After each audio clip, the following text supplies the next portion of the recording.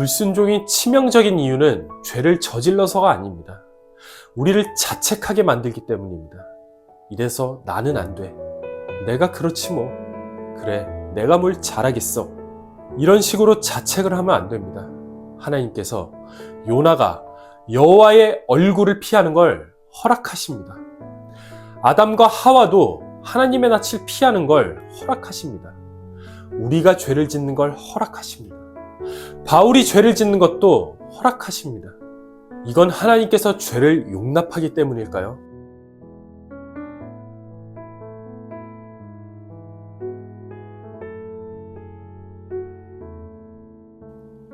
오늘날 성경은 세상으로부터 적지 않은 권위에 도전을 받습니다. 성경은 정말로 하나님의 말씀인가? 그것을 어떻게 증명할 수 있는가? 성경은 신화가 아닌가? 성경에는 오류가 존재하지 않는가? 성경을 향한 세상의 질문은 그칠 줄 모릅니다. 그러나 한 가지 분명한 사실이 있습니다.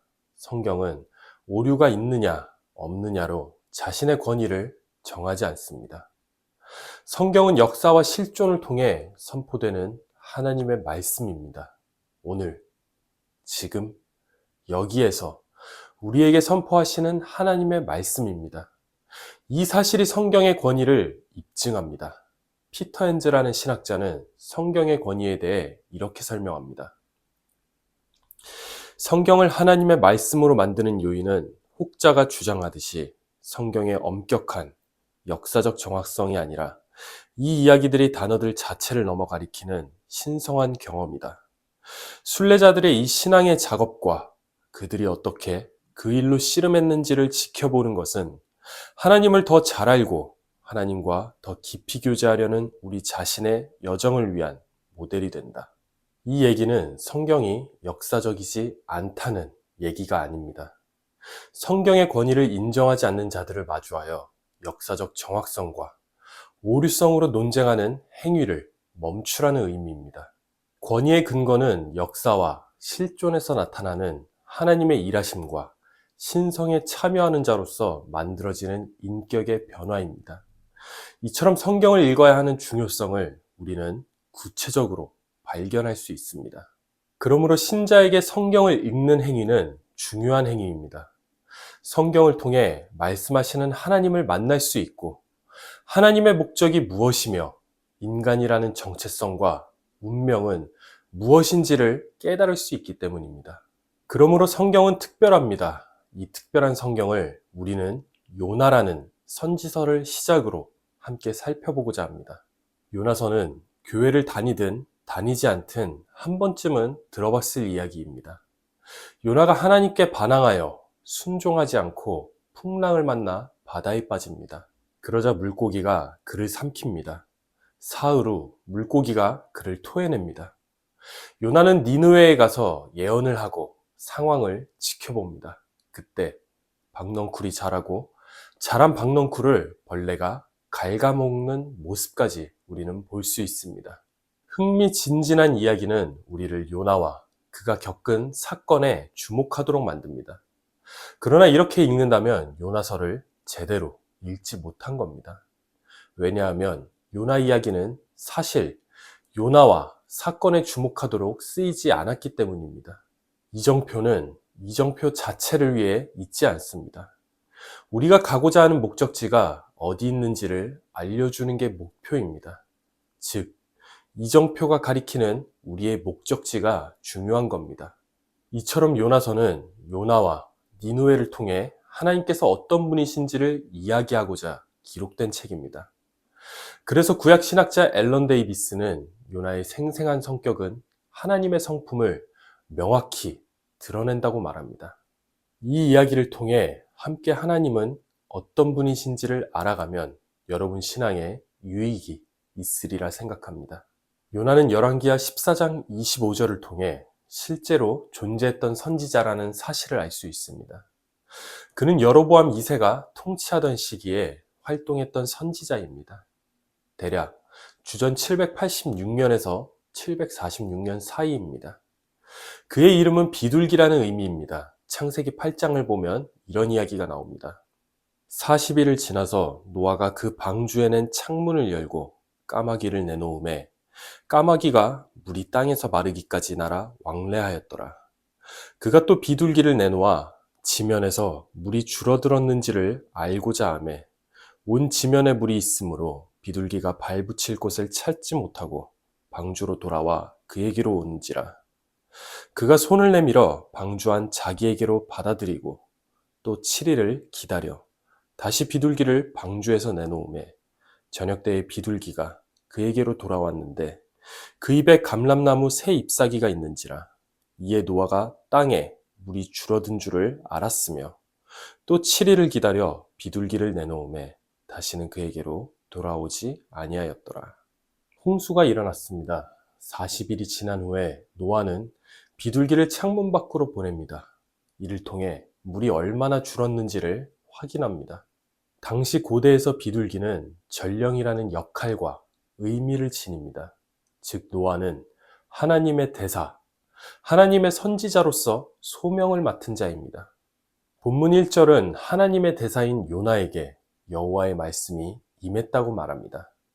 하나님은 요나에게 니느웨의 악독이 내게 상달되었으니 그곳으로 가서 당신의 말씀을 전하라고 하십니다. 그런데 이후 요나의 행동이 기이합니다. 그는 하나님께 어떠한 대답도 일절하지 않습니다. 하나님의 말씀을 전하는 게 소명인 자가 하나님의 말씀을 듣습니다. 그런데 그가 니느웨로 향하지 않고 욥바에서 배를 타고 다시스로 떠나버립니다. 이것은 여호와께서 경배되지 않는 어느 곳으로 가겠다는 요나의 다짐입니다. 즉, 다시 말해서 이스라엘로부터 떠나기를 그는 원했던 겁니다. 하나님 입장에서는 기가 막힐 노릇입니다. 당신의 전령에게 전할 내용을 맡겼습니다. 그런데 전령이 아무런 대답도 없이 당신의 얼굴을 피해 배를 타고 떠난 겁니다. 대통령이 청와대 수석변호인에게 해야 할 말을 일러주었는데 수석변호인이 대통령께 아무 말도 없이 핸드폰도 끄고 잠적한 상황입니다. 요나는 왜 이런 행동을 했을까요? 바로 니느웨 때문입니다.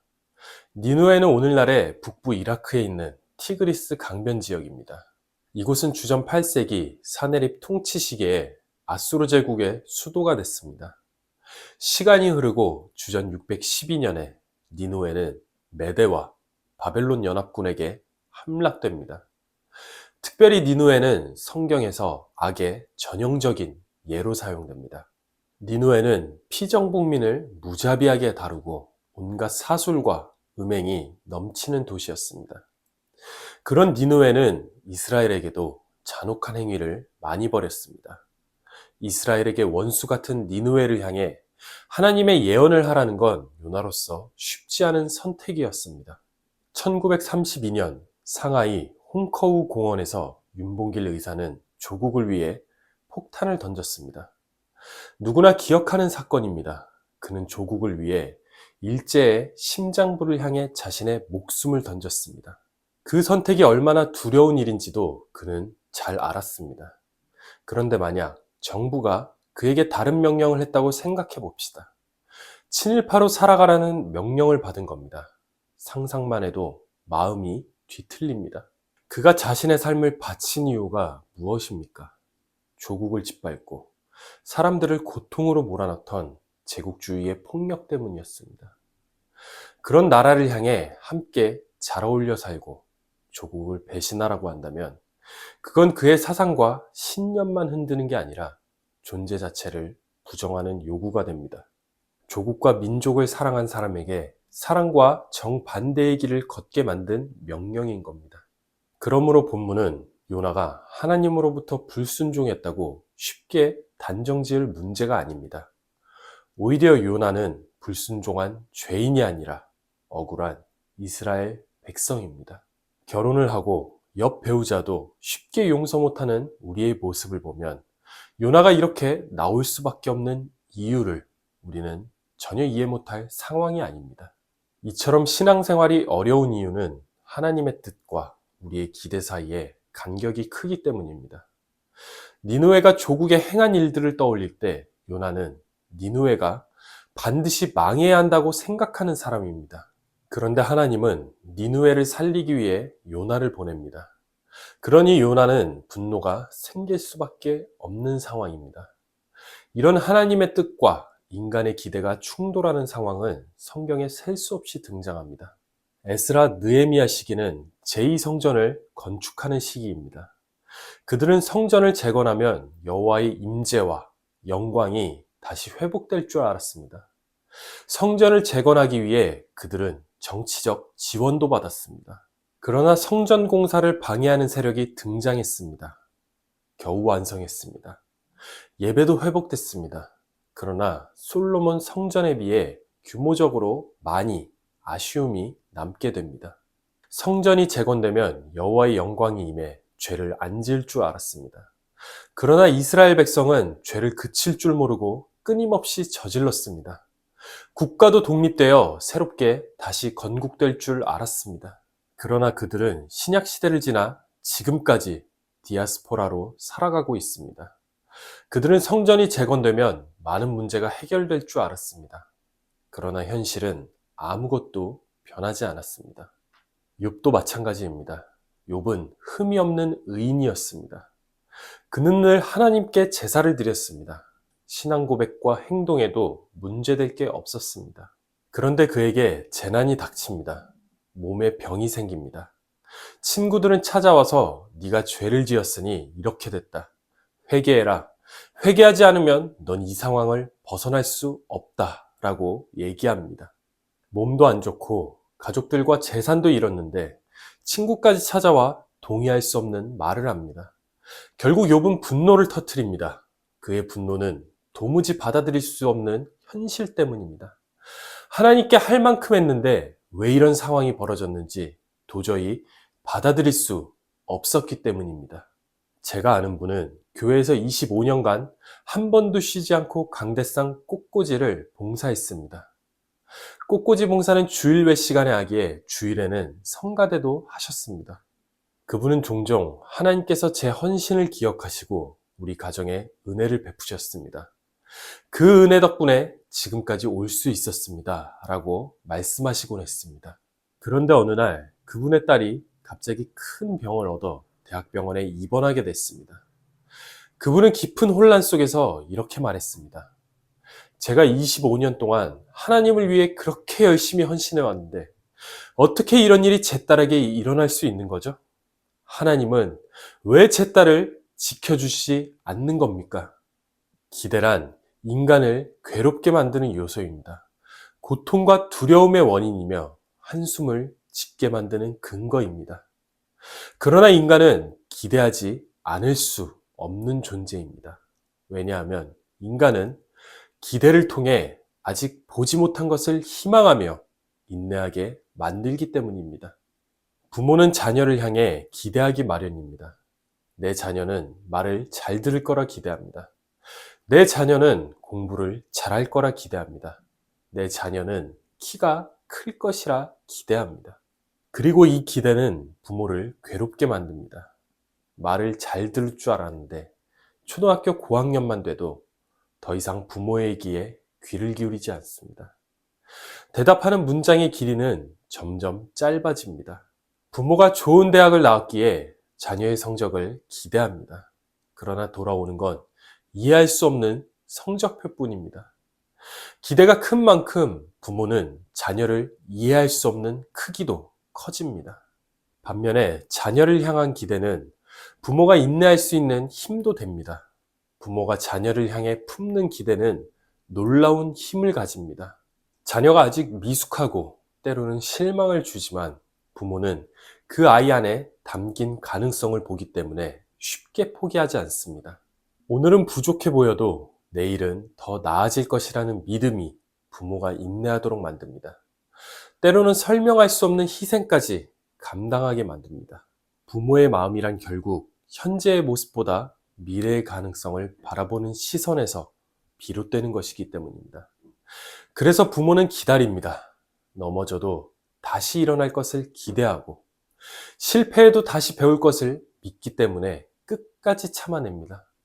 그러나 인간의 기대가 하나님을 향하면 모양은 조금 달라집니다. 출애굽기 32장입니다. 백성이 모세가 산에서 내려옴이 더딤을 보고 모여 백성이 아론에게 이르러 말하되 일어나라. 우리를 위하여 우리를 인도할 신을 만들라. 이 모세, 곧 우리를 애굽 땅에서 인도하여 낸 사람은 어찌 되었는지 알지 못함이니라. 아론이 그들에게 이르되 너희의 아내와 자녀의 귀에서 금고리를 빼어 내게로 가져오라. 모든 백성이 그 귀에서 금고리를 빼어 아론에게로 가져가매 아론이 그들의 손에서 금고리를 받아 부어서 조각칼로 새겨 송아지 형상을 만드니 그들이 말하되 이스라엘아 이는 너희를 애굽 땅에서 인도하여 낸 너희의 신이로다 하는지라. 아론이 보고 그 앞에서 제단을 쌓고 이에 아론이 공포하여 이르되 내일은 여호와의 절일이니라 하니 이틀날에 그들이 일찍이 일어나 번제를 드리며 화목제를 드리고 백성이 앉아서 먹고 마시며 일어나서 뛰놀더라. 산에서 모세는 하나님과 독대하는 시간이 길어집니다. 하나님이 일하셔서 여기까지 온 것을 이스라엘도 알았습니다. 그런 하나님과 모세가 자신들과 떨어져 있으니 불안해집니다. 그들은 아론에게 우리를 인도할 신을 만들어 달라고 부탁합니다. 아론은 그들이 가진 금고리를 빼어 금송아지를 만들었습니다. 그리고 아론은 이 금송아지가 너희를 애굽 땅에서 인도하여 낸 너희의 신이라 얘기합니다. 이스라엘은 그들의 불안을 아론이 신을 만들어 해결해 주리라 기대했습니다. 한 남자가 옷가게를 지나가다가 마음에 드는 옷이 있어서 슬쩍 입어봤습니다. 그리고 거울 앞에 섰는데 그 남자는 깜짝 놀랐습니다. 거울 속에 있는 사람이 생각보다 멋진 겁니다. 다리가 갑자기 10cm는 늘어난 것 같고 허리는 어디 갔는지 실종되고 비율은 만화 주인공처럼 완벽했습니다. 남자는 그 앞에서 한참을 서서 이렇게 생각하는 겁니다. 역시 모델을 하는 건 내 선택이었다. 그 정도로 잘나 보였기 때문입니다. 집에 와서 옷을 다시 입었습니다. 그리고 집 거울을 봤습니다. 남자는 여기서 또 놀라게 되는 겁니다. 거울 속에 있는 사람이 자신보다 더 자신 같은 겁니다. 아까 그 비율은 어디 가고 다리는 다시 국민 평균으로 돌아오고 허리는 돌아왔는데 전혀 반갑지가 않습니다. 그때 남자는 깨달았습니다. 아, 옷가게 거울은 꿈을 보여주고 집 거울은 현실을 보여주는구나. 같은 거울이어도 옷가게 거울과 집 거울이 다르게 보이듯 같은 기대여도 하나님을 향하면 다르게 왜곡됩니다. 그런 점에서 기대란 하나님을 향한 인간의 소망이 아닙니다. 기대란 왜곡된 구원에 대한 인간의 욕망입니다. 왜곡은 형태를 비틀어 보도록 만듭니다. 그러므로 왜곡된 구원은 하나님을 비틀어 생각하는 우리의 관념입니다. 그 관념과 욕망이 만난 게 바로 기대입니다. 로마 제국의 지배를 받는 이스라엘을 생각해 봅시다. 제2성전이 이미 무너진 상황입니다. 로마 제국의 지배를 받고 살았습니다. 이스라엘은 한 가지 희망밖에 더는 남지 않았습니다. 무엇이냐? 바로 오실 메시아를 고대하는 겁니다. 그들은 성경을 통해 우리를 구원하러 메시아가 올 것이란 것을 알고 있었습니다. 그리고 예수가 왔습니다. 그들은 어떻게 했습니까? 그를 십자가에 못 박아 죽였습니다. 그들이 생각한 메시아가 아니기 때문입니다. 그들은 군주적 통치자가 올 줄로 알았습니다. 전지전능에서 로마 제국을 압살할 메시아를 기대한 겁니다. 그런데 현실은 선한 것 하나 나올 수 없는 나사렛에서 태어난 목수입니다. 보잘것없는 한 청년이었습니다. 그들의 기대와 다른 모습으로 오신 메시아를 그들은 죽인 겁니다. 요나의 기대는 하나님의 뜻에 굴복하지 않았습니다. 결국 요나는 여호와의 얼굴을 피했습니다. 그러나 이 이야기에서 중요한 건 단순히 요나가 여호와의 얼굴을 피한 상황 자체에 있지 않습니다. 창세기 3장을 한번 볼까요?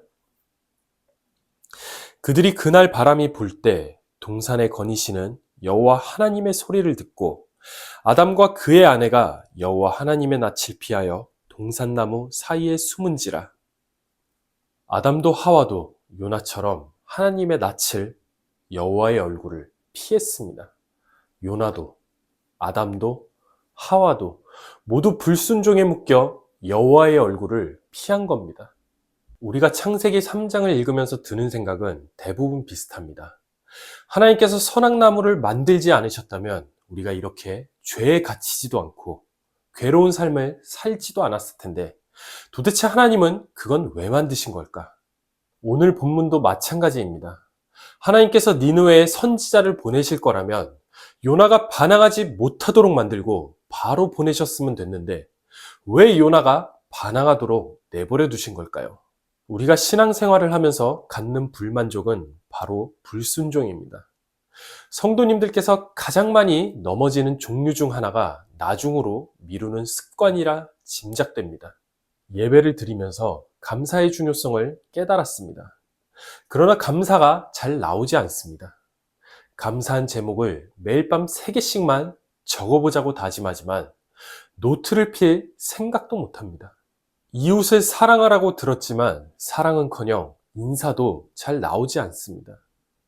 엘리베이터에서 이웃을 마주쳐도 미소를 띄우는 게 그렇게 어렵습니다.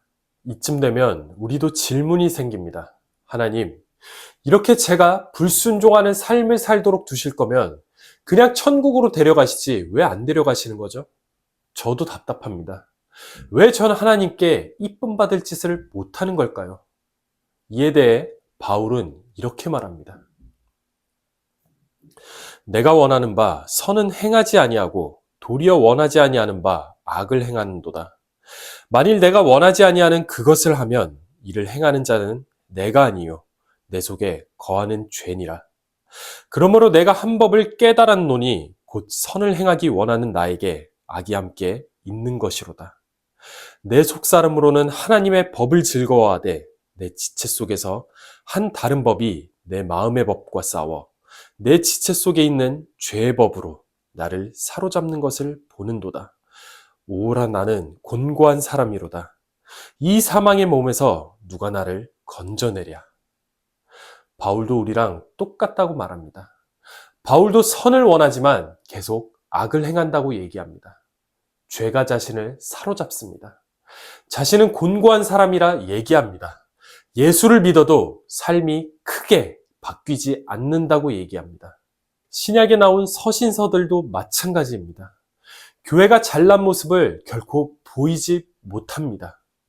예수가 구원했다는 것을, 그가 하나님의 아들이시라는 것을 서신서에 나온 교회들도 마찬가지로 믿습니다. 그런데 교회가 세상과 구분될 정도로 훌륭하지 못하다는 걸 서신서는 증명합니다. 그런데 바울은 여기서 글을 멈추지 않습니다. 우리 주 예수 그리스도로 말미암아 하나님께 감사하리로다. 그런즉 내 자신이 마음으로는 하나님의 법을, 육신으로는 죄의 법을 섬기노라. 바울은 예수 그리스도로 말미암아 하나님께 감사하다는 고백을 올립니다.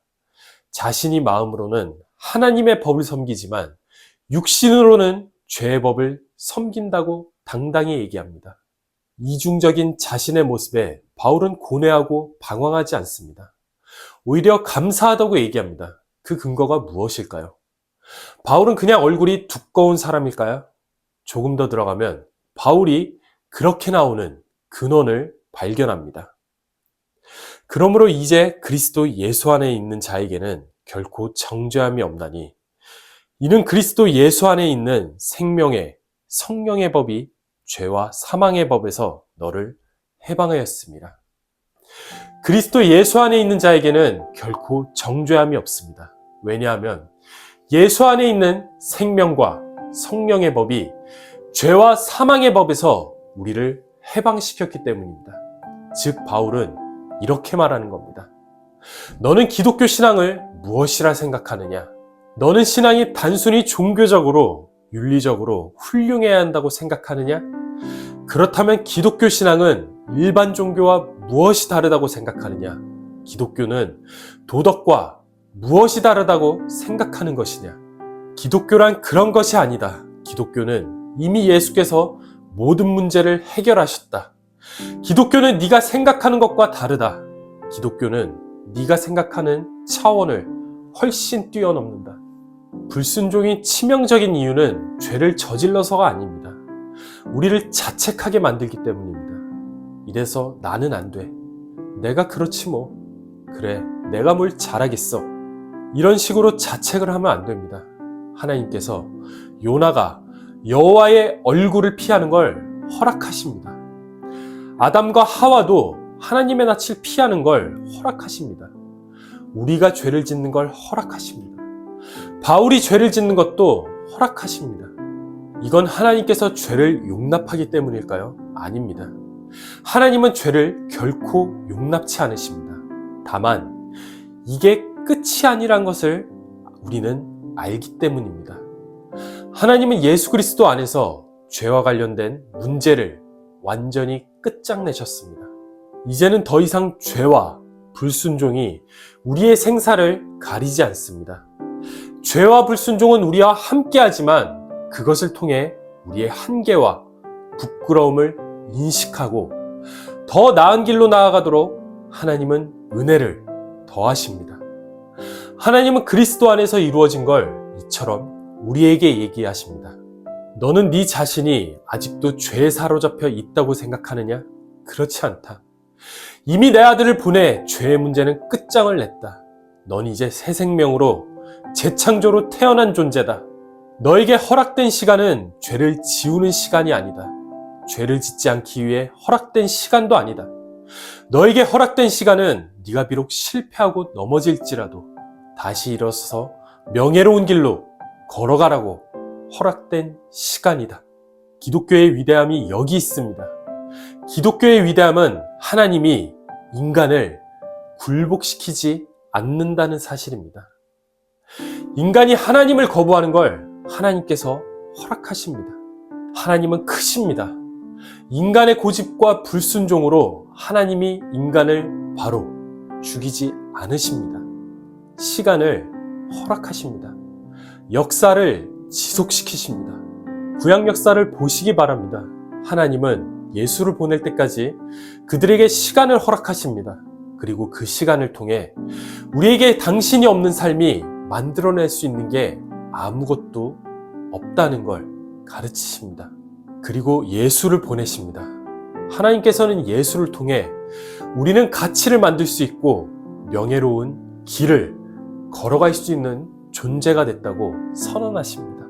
우리가 부끄러운 선택을 할지라도 그 선택조차 우리가 신성에 참여하는 존재로서 그리스도를 닮아가는 존재가 된다고 선언하십니다.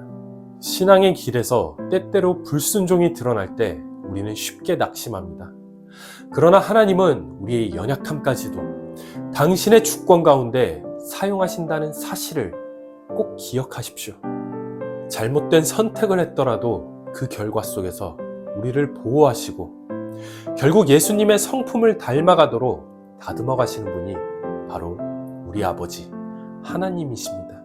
그러므로 실패를 두려워하기보다 하나님이 책임지신다는 믿음 안에서 다시 일어서시기를 바랍니다. 또한 불순종의 순간을 탓하며 머무르기보다 그 속에서 하나님이 무엇을 가르치시는지 살펴보시기 바랍니다. 우리의 생각과 계획이 무너질 때조차 하나님은 더 선한 방향으로 이끄시며 그 과정에서 우리의 교만을 꺾고 순종의 마음을 세워주십니다. 그러므로 실수했음을 인정하고 하나님께 마음을 열어드릴 때 불순종은 오히려 성숙의 발판이 됩니다. 나아가 우리는 하나님의 책임지심과 인도하심을 신뢰하며 담대히 살아가야 됩니다. 완벽함을 추구하는 부담에서 벗어나 모든 걸음 속에서 하나님이 일하신다는 확신을 붙드시기 바랍니다. 오늘의 삶에서 작은 결정 하나에도 하나님을 의지하며 실패와 성장 모두를 통해 예수님을 닮아가는 여정을 기쁨으로 받아들이시기 바랍니다.